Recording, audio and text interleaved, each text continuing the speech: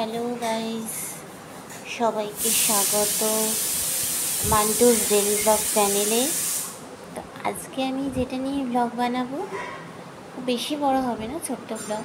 তো হচ্ছে আমি কি ঠাকুর পুজো করি, বা আমার ঘরে কি ঠাকুর আছে, যেটা আমি নিত্য সেবা দিই, তো সেইটা তোমাদের সাথে শেয়ার করবো। এই দেখো আমার মা ভবতারিণী, মানে এটা মা দক্ষিণাকালীর রূপ, ঠিক আছে। এই এই ঠাকুরটা, এই ঠাকুর যেই কটা আমি ঠাকুর দেখাবো সবকটা ঠাকুর আমার মার হাতের কেনা, ঠিক আছে। তো এই আমাদের বেলুর বাজারে যে দোকানটা থেকে আমি অর্ডার দিয়ে কিনেছিলাম প্রতিমা, সেটা উনি এনে দিয়েছিলেন অর্ডার দিয়ে। সেই দোকানের নাম আমি যে কোনো একটা ব্লগে শেয়ার করব। আই থিঙ্ক উর্মিলা স্টুডিও, ওনাদের ফটোর দোকান আছে। আর তাছাড়া ওনারা এইসব মূর্তির বিভিন্ন ধরনের শোপিস সব রকমই সব কিছু রাখেন। তো ওনার থেকে এগুলো পারচেস করেছিল মা, যে প্রায় 8-10 বছর হলো। তো এই কালী ঠাকুরটা আগে আমার এই পজিশনে ছিল, এই যে সিংহাসনে এই এই জায়গাটা ছিল, ঠিক আছে। আড়াআড়িভাবে সোজাসুজি বসানো যেত না। তো যেহেতু এটা দক্ষিণাকালী মা সবসময় মুখ রাখতো দক্ষিণমুখী। তো এইবার যে পজিশনে গেছি, ঠিক আছে। তো মাকে কোথায় বসেও ভেবে পাচ্ছিলাম না। এটা তো একটা সিংহাসন আছেই কাঠের, এটা আমার বাবা এনেছিল, কাঁঠাল কাঠের সিংহাসন। তো যাই হোক, সিংহাসন ছিল না, তো ভাবলাম যে একটা ছোট্ট জল চৌকি, এটা ঠাকুরেরই, বিভিন্ন ঠাকুরের পুজোর সময় এটা কি এই চৌকিতে বসানো হতো। তো তখন মাকে দেখলাম, তো জল চৌকিতে বসালাম। তারপরে যখন তাকে মানে আমার মা খুব কথা শুনে খুব জাগ্রত। তোমরাও অবশ্যই, মানে তোমাদের কোনো মনস্কামনা থাকলে মাকে জানতে পারো, মা অবশ্যই পূরণ করবে। তো মাকে আমি দক্ষিণাকালীর রূপ, মা ভবতারিণী দক্ষিণেশ্বরের ঠাকুর, তো ওই রূপেই মাকে পুজো করি। তো যখন এই ঠাকুরের এই যে ঘট যখন আমার পাতা হয়নি, তখনকার কথা বলছি, যখন আমি দেখতাম যে মাঝে মাঝে মা আমার মুখের দিকে তাকাচ্ছে, তো তাকাতে তাকাতে মানে তখন আমার না, মানে খুব আমাদের খুব মানে ডাউনফল চলছে, খুব বাজে সময় যাচ্ছিল, ঝড়ের পর ঝড়, তো বিভিন্ন ধরনের অশান্তি। তা যাই হোক, তখন আমি তো মার মুখের দিকে তাকাতাম। তো তখন উনি মানে বলতে চাইছে যে জল দে জল দে, মানে আমার জলটাতে পিপাসা পেত, শরীরের মধ্যে আমার এটা কেমন আনচান করছিল। তো আমি তখন বললাম যে মা নিশ্চয় মানে বলতে চাইছে যে এমনি রেখেছিস, আমাকে ঘট স্থাপন কর। তো আমি সেই হিসেবে আমি অতটা বুঝতে পারিনি। তো তখন আরেকজন জ্যোতিষী অ্যাস্ট্রোলজার, উনি মায়েরই সাধক, তান্ত্রিক আর কি, মানে মার সাধকই বলা যায়, ঠিক আছে। ওনার মধ্যেই আর কি উনি মানে ধ্যানে বসে আর কি মার সব আদেশ পান। তো তখন উনি রায়গঞ্জে থাকে, ওই বাবা আমি বলি ওনাকে। তো উনি আমাকে পুরো আদেশ দিলেন, উনি তো অবশ্যই গুরু আমার। তো উনি আদেশ দিলেন যে মাকে তুই একটা যে কোনো প্রকারের ঘর, তামা পিতল মাটির যা ঘর তোর সামর্থ্য হয় তুই বসিয়ে দে। তাই বললাম ঠিক আছে। আমি আর দেরি না করে, তখন যেদিন থেকে আমি সত্যিকারের গাইজ আমি ঠাকুরের এই ঘর স্থাপন করলাম, আমার কাছে সে কিচ্ছু পয়সাও ছিল না সেই সময়। তো একজনের থেকে আমি 200 টাকা নিয়ে, আমার মনে আছে, আমাদের এই টিফিন বাজার থেকে ছোট্ট একটা এই দেখো পিতলের এই যে মায়ের ঘট, ছোট্ট পিতলের, বেশি বড়ও কিনতে পারিনি। তো সেই পিতলের ঘট আমি কিনে, আই থিঙ্ক আমার মনে হয় কোনো এক মঙ্গলবার, শনি মঙ্গলবার মায়ের দিন, মায়ের ঘট স্থাপন করতে গেলে অবশ্যই গাইজ শনি মঙ্গলবার করবে। নিজেরাই করতে পারো, কোনো অসুবিধা নেই। সবাই আমরা মার ভক্ত, মার সন্তান। তো মাকে আরাধনা করতে গেলে কোনো পুরোহিত বা কোনো নিয়ম আচারে মা আবদ্ধ থাকে না, নিজের পূজা অর্চনা নিজের মন থেকে করবে। তো আমাকে এই আদেশ দিয়েছিলেন আমার এই বাবা। তো আমি সেই হিসেব মতো আর দেরি না করে, যেহেতু মার কষ্ট হচ্ছিল, উনি জল সেবা চাইছিলেন, আমি এমনি দিতাম, তাও ঘর স্থাপন করতেই বলছিলেন। তো যাই হোক, আমি 180 টাকা দিয়ে ছোট্ট একটা পিতলের ঘট কিনে, ওর মধ্যে আমাদের বাড়ির নর্মাল যে খাওয়ার জল বা নর্মাল যে ইউজের জল, সেই জল ভরে আম্রপল্লব দিয়ে আমি পেতেই দিয়েছিলাম। সেই থেকে আমার অনেক সময় ঘুরে গেছে, এবং হাজার বিপদের মধ্যেও কিন্তু এই মা, আমার বড় মা বা মা ভবতারিণী দক্ষিণাকালী আমাকে ভীষণ রক্ষা করেছে। তো মানে ভীষণ ভীষণ উপকার পেয়েছি। হ্যাঁ, তো মা ভীষণ কিন্তু জাগ্রত। আমার ঘরে আমি সারা জীবন মা থাকুক এটাই চাই, আর সবাইকে আশীর্বাদ দাও। তো এই হচ্ছে আমার, আর এই যে আমার মায়ের পাশে এই যে শিবলিঙ্গ ঠাকুরের, হ্যাঁ, তো এইসব আমি কিনেছিলাম। এই নাগ দেবতা যে বাবার গলায়, এটা মা কিনে এনেছিল। আর এই যে শিবলিঙ্গটা আমি কিনেছিলাম আমাদের বেলুড় মঠে, তখন মানে বেলুড় মঠে ওখানে প্রচুর মানে দোকান দিত, সেই শিবলিঙ্গ সব বিক্রি হতো। তো ওটা কিন্তু সিমেন্টে, আই থিঙ্ক, আমার মনে হয়, জানি না। তো যাই হোক, আমি ঠাকুরমশাইতে প্রতিষ্ঠা করে নিয়েছিলাম। বানলিঙ্গ শিব আই থিঙ্ক নাম দিয়েছিলাম বাবার, যাও সেই থেকে নিত্য সেবা দেয়। আর বাবার ঠিক পাশে এই বছরে এটা আমার সরস্বতী ঠাকুর, এটা গাইজ এই বছরের সরস্বতী ঠাকুর, ঠিক আছে। তো এটা এমনি আমি কোনো পুরোহিত ছাড়া আমি নিজেই এনে সরস্বতী পুজোর দিন থেকে পুজো শুরু করেছি। আর মায়েদের কোনো বিসর্জন হয় না, এটা সারা বছর আমি জল সেবা দেবো, জল বাতাসা, ধূপ যেটুকু হয় নৈবেদ্য দেব। তো এটাই দেখো, এই পরপর তিনজনকে দেখালাম। এরপর আরও ঠাকুর আছে আমার সিংহাসনে, সেটা দেখাচ্ছি। এই যে বাবা তারকনাথ, এটা এই ঠাকুর তো ইনিও কিন্তু ভীষণ জাগ্রত। বাবা তারকনাথের এই যে ফটোটার একটা হিস্ট্রি, অলৌকিক কাহিনী আছে। যেমন মা ভবতারিণীর এই অলৌকিক কাহিনী আমি বললাম, এবং বাবার এই অলৌকিক কাহিনী হচ্ছে ঠিক এই পজিশনটা আমি বাবাকে একদিন রেখেছি। তারপর মা হঠাৎ করে বললো যে বাবার এই ছবিটা আর কি দেয়ালে টানিয়ে দেবো। তো দেয়ালে টানানো মাত্রই সেই দিনকে মানে বাবারই ছবিটা মানে এমনভাবে পড়লো, বাবার ছবিতে কিছু হলো না, আমাদের ডাইনিং টেবিল ছিল, এটা কাচের পুরো ভেঙে চৌচির হয়ে গেল। এরপর তখন এই সিংহাসনের মাথার ওপরটায় রেখেছিলাম এই জায়গাটা। তো তারপরে আবার একদিন এরকম মা বলছে যে না, বাবা তো এখানে, আমি বারণ করছিলাম, এখানে এই জায়গাটায় বাবা আর কি অধিষ্ঠান হয়ে রয়েছে, ঠিক আছে, এনার পছন্দের জায়গা। যতবার এখান থেকে ওনাকে সরিয়েছি কিছু না কিছু মানে অঘটন ঘটেছে, মানে কি উনি বলতে চাইছে যে আমি এখানেই থাকবো, এতটাই ডিভাইন পাওয়ার। তো যাই হোক, এই ছবিটা আমি কিন্তু সেই তারকেশ্বর থেকে কিনে এনেছিলাম, অনেক ভারী ছবি বাবার, বয়ে বয়ে এনেছিলাম আমি আর মা। তো যাই হোক, তো সেই আরেক দিনেও মানে এখান থেকে সরানোর চেষ্টা করেছিল মা, বলছে যে এতগুলো ঠাকুর সেবা দেবো, ওখানে রাখবো না, ঘরে ঝুলে দেবো। তো ঝুলাতে পারেনি। সেই দিনকেও একটা মানে ঘরদোর পরিষ্কার করার সময় কাচের আমার একটা পারফিউমের বোতল নতুন একদম ভেঙে ফেটে গেল। সেই দিন থেকে আমার মনে হচ্ছে যে না, বাবা এখানেই থাকবেন, এখানেই অধিষ্ঠান করতে চান।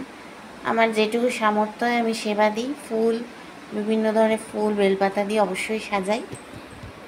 তো এরপর আরেকজন আছে, দেখো ইনারা হচ্ছে আমাদের হরিচাঁদ ঠাকুর আর শান্তি মাতা দেবী, মতুয়া সংঘ।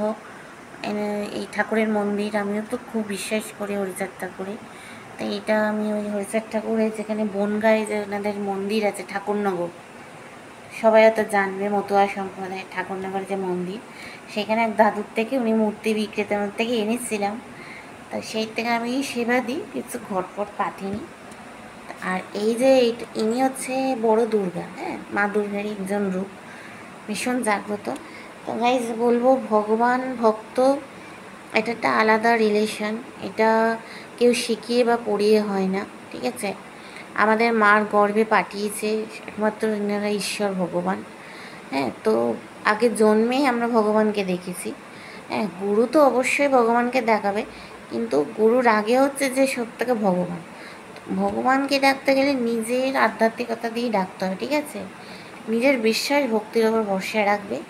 তো যাই হোক, আমাকে অনেকে বলেছিল মার এরকম বড় বড় চোখ, এগুলো বেডরুমে রাখতে নেই, ঘরে রাখতে নেই, কিচ্ছু হয় না গাইজ, মা তো সর্বত্র আছে। আমি কিন্তু রেখেছি, ইনিও খুব কথা শুনে খুব জাগ্রত, বহু বছর হলো মার এই ছবি আমি পুজো করি। আর বড় জবার মালা দিয়ে দেখো কি সুন্দর, বড় জবার মালা দিলে কিন্তু আরও সুন্দর হয়ে যাবে মার এই ছবি। তো আমি তো আমার সিংহাসনে রেখেছি, মা ভীষণ আমার অনেক আপদ বিপদে বাঁচিয়েছে। আর এখানে আছে রাধাকৃষ্ণ ঠাকুর, জগন্নাথ, হ্যাঁ। আর ইনি হচ্ছে আমাদের কুলগুরু, হচ্ছে বিজয় কৃষ্ণ গোস্বামী, হ্যাঁ, যেহেতু আমার ঠাকুমার আর কি ওনারই আরাধ্য। তো আর ওইখানে মহাপ্রভু, এখানে আমার এই যে দাদুর গুরুদেব, ওনারা সব এই বাড়ির তো মা চেয়েছিল সবাইকে একটা ফটোর মধ্যে আনতে।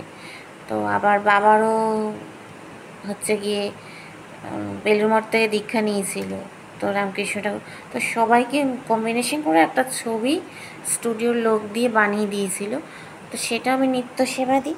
আর এ দেখো আমার সুন্দর দুজন, আমার এই যে আমার নিমাই চাঁদ ঠাকুর আর এটা নিত্যানন্দ মহাপ্রভু, এই দুটো ঠাকুরকে আমি কিনেছিলাম কিন্তু অ্যামাজন থেকে, একদম স্বল্প মূল্যে কিনেছিলাম। ঠিক আছে, এনাদেরও একটু আমি ডেইলি যেটুকু ফুল হয় সেবা দিই।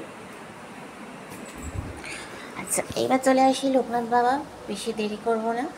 এটা লোকনাথ বাবা, এই সব ঠাকুরগুলো কিন্তু মানে অনেক বছর হলো, পুরনো হয়ে গেছিলো। তো আমি নিজের হাতেই কিন্তু রং করেছি, ফেব্রিক কালার দিয়ে আমি নিজের হাতেই রং করেছি। ওই যে বললাম না, নিজের ভক্তি, নিজের বিশ্বাস নিজের কাছে। আর সব ঠাকুরই কিন্তু প্রতিষ্ঠা করা, আর ঠাকুরমশাই দিয়ে মানে বড় বড় পুজোর সময় কিন্তু পুজো করানো হয়, আর আমরা নিত্য সেবা দিই। এটা হলো লক্ষ্মীনারায়ণ, যুগলে আছে। হ্যাঁ, লক্ষ্মীনারায়ণ। আর এই প্যাঁচাটা আমার একটা কাকিমা দিয়েছিল, প্যাঁচাটা ওটা কাঠের আই থিঙ্ক।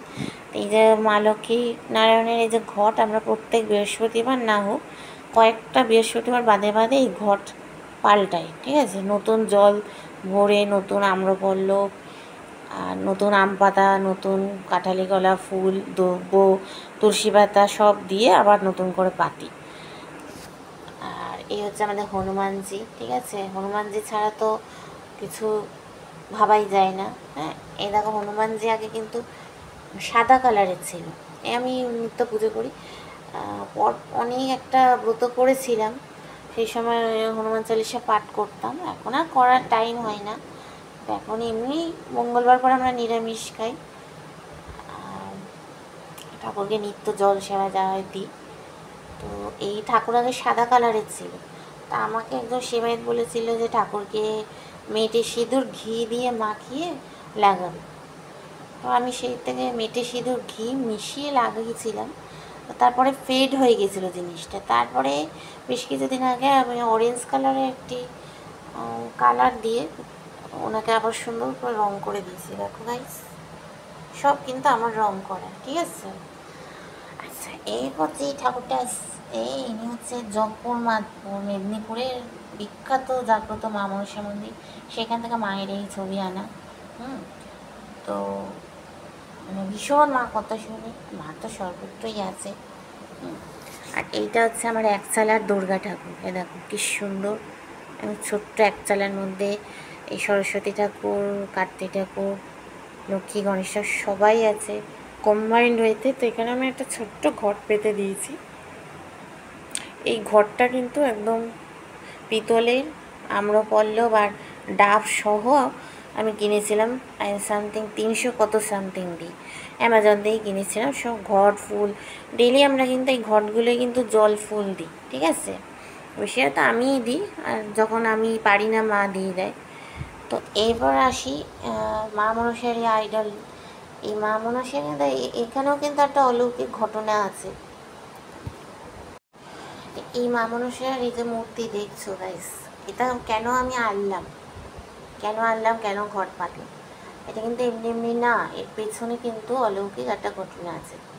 বেশ কিছু বছর আগে আমি একদিন আমাকে মা স্বপ্ন দিচ্ছিল। তো স্বপ্ন দিচ্ছে এইটাই যে মা ওই লতার আকারে যাচ্ছে, বিশাল বড় মন্দির, যাগযজ্ঞ হচ্ছে, আর মা নিজে বলছে যে তুই মন্দির কর, তুই পুজো কর, মন্দির কর। এরকম স্বপ্ন আমি পেয়েছি। আর একদিন দেখছি মানে বাড়িতে একদল মহিলা সব বসে আছে, আমি গান গাইছি, আর সেই সময় হঠাৎ করে মার ওই আর কি একজন নাগ দেবতা পড়ে, তো উনি সবাই চমকে উঠেছে, সবার সামনে দিয়ে বেরিয়ে চলে গেল। তো এইরকম কিছু অলৌকিক ঘটনা কিন্তু মা আমাকে স্বপ্ন দিচ্ছিল। স্বপ্ন দিতে দিতে তখন আমি দেখলাম যে, আর যেদিনকে স্বপ্নটা দিল মা যে তুই মন্দির কর, পুজো কর, তো তার বহুদিন কেটে গেছে, আমি কিন্তু কিচ্ছু করিনি। তো বিভিন্ন আর্থিক অনটন যাচ্ছিল, ঝড় ঝাপটা, বিভিন্ন মানে দিশেহারা হয়ে যাচ্ছিলাম। তো তারপর আমি মানে এই বেশ কিছু মাস আগে মনে করলাম যে না, তাহলে মার সেই স্বপ্ন তো অবশ্যই তার তাৎপর্য আছে, নাহলে দেবে কেন? তো সবাই বারণ করছে, হ্যাঁ মার মূর্তি আনছো, মার মূর্তি কিন্তু যে কেউ পুজো করতে পারে না, এই সেই নানান রকমের কথা। তা আমি জানি মা হচ্ছে জগৎ সংসারে যদি মাতৃকা হন, আমরা যদি তার শ্বশুর হই, সন্তান হই, তাহলে তিনি যখন বলেছেন স্বপ্নে যে তুই পুজো কর, তখন আমি পুজো করব। তো তখন আমি কি করলাম, আমি তো বড় মূর্তি কেনার সেরকম সামর্থ্য এই মুহূর্তে নেই, তো আমি অ্যামাজনেই খুঁজতে শুরু করলাম। অ্যামাজনে খুঁজতে খুঁজতে দেখি এই ছোট্ট মূর্তিটা মার, হ্যাঁ, বাসুকি নাক দিয়ে মা, মাথায় কি সুন্দর বসে আছেন উনি, ঠিক আছে, হংস আছে, সবাই আছে। তো যাই হোক, তখন এই মূর্তিটা, আমার মার মুখটা দেখো কি সুন্দর, হ্যাঁ, চোখটা মানে যেন, মানে মার চোখটা যেন মানে ভাসানো সুন্দর, আমি এই মূর্তিটা আমি দেখতে পেলাম। দেখো, ভগবানের নির্দিষ্ট করা কিন্তু সব কিছু, হ্যাঁ, আমাদের আদেশ মতো কিন্তু কিছু হবে না ঠাকুর ছাড়া। তো যখন আমি এই মুহূর্তেটা আমার এত ভালো লাগলো, বাড়িতে কাউকে বলিনি, আমি সাথে সাথে অর্ডার দিলাম, রীতিমতো মা আমার বাড়িতেও চলে এলেন। এবং বিশ্বাস করবে না তোমরা, যে যে ছেলেটি দিতে এসেছিলো, যে দাদাটি, এত সুন্দর ভালো ব্যবহার, আমাকে হাতে দিয়ে ওনার মূল্যটা বুঝে নিয়ে চলে গেলেন। তো ওনাকে একটু চা জল কিছু খাওয়াতে পারলাম না, আফসোস হচ্ছিল পরে। তো হ্যাঁ, তো মার সব কাহিনি বলছি, তো মার সব শুনছে, মার চোখে জল আসছে। তো যাই হোক, মার মূর্তিটা আনলাম, তো আমার মা তো খুব রেগে গেছে, হ্যাঁ তুই এরকম এনেছিস, মার মূর্তি তো যে কেউ রাখতে পারে না, হ্যাঁ, এই সেই মা খুব জাগ্রত, মা খুব রাগী। আমি বললাম দেখো, আমার ইচ্ছা আমি রাখবো, ঠিক আছে। তো তারপরে তারপরে আমি বেশ কিছুদিন মানে, তারপর নিজের মুখেই বেশ কিছুদিন মানে বলে ফেললাম যে তোমাকে আমার একটা ঘট পেতে দেবো। হ্যাঁ, ঘট না পাতলে ওনারা তো দেবেই, তো ওনারা মানে জলটা পাবে কী করে, জল সেবা পাবে কী করে। তো যাই হোক, আমাদের বেলুর বাজারে মোদক জেঠুর বাসনের দোকান আছে, বিশাল বড়, মানে পিতল তামা কাঁসা বিশাল বড় বাসনের দোকান। তো ওনার থেকে আমরা সব মানে কি ধাতুর সব জিনিসপত্র নিই। তো ওনার দোকান থেকে আমি এই পিতলের ছোট্ট ঘর, যেহেতু এখানে বেশি স্পেস নেই, জায়গা নেই, তো বড় ঘর তো কী করবো, তো সেটা একটি পিতলের ঘট, একটি আম্রপল্লব ছোট্ট সেট, ছোট্ট ডাব দিয়ে আমি রীতিমতো যেরকম মা কালীদের ঘট পেতেছি একই রকম ঘট পেতে দিলাম। মঙ্গলবার করেই বোধহয় পেতেছিলাম, কারণ মা মনসা, মা কালী এনাদের যে কোনো কাজ, শুভ কাজ করবে কিন্তু মঙ্গলবার করলেই ভালো হয়, শনিবারও করতে হবে, অসুবিধে নেই। তো সেই দিন থেকে আমি ঘটগুলোতে জল দিই, মাদের আমার যেরকম সামর্থ্য আমি সেরকম সেবা দিই।